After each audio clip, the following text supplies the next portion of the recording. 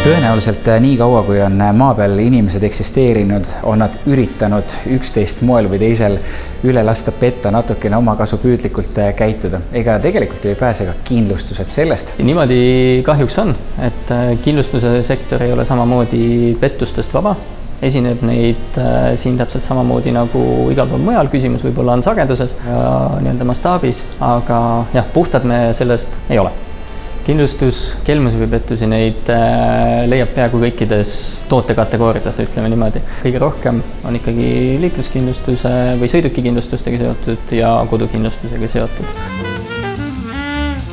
Kogemus on üks väga suur abimees loomulikult, et kahjukäsitlejad on meil väga kogenud, töötlevad siis iga kahjujuhtumi puhul eelinfot alustuseks, et saada aru, et kas see, mis on kirjeldatud, see, mis on visuaalselt olemas ja kahjude proportsionaalsus, et kas kõik läheb omavahel ilusti kokku. Kui on mingisugused kõhklused, kahtlused, siis on alati ka täiendavate ekspertiiside tellimise võimalus. Siin võib minna kuni modelleerimisteni välja laias laastus. Mis siis tegelikult nagu saama hakkab, et kui inimene üritab teid teadlikult ninapidi vedada, ta jääb oma tegevusega vahele, mis siis nagu saama hakkab?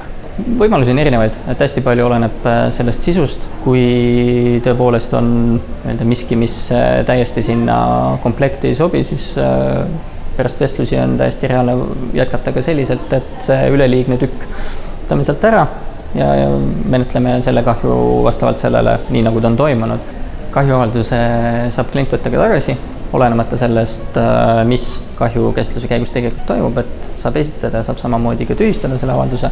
Aga ikkagi suuremate ja komplekssemate teemade puhul, kus seda vajadust nähakse, tegelikult saab ka edastada kogu info vastava siis asutuse poole ja kriminaalmenetluse avalduse ka esitada. See on, ütleme niimoodi, see kõige viimane piir, mida võib-olla liiga tihti või mille sagedus on siis gramm madalam, aga ei ole olematu. Nii et targem on siiski ausalt elada, jõuab rahulikumalt magada ja kaugemale purjetada. Täpselt nii, et kindlustuse eesmärk ei ole kellelegi väljamakseid tegemata jätta.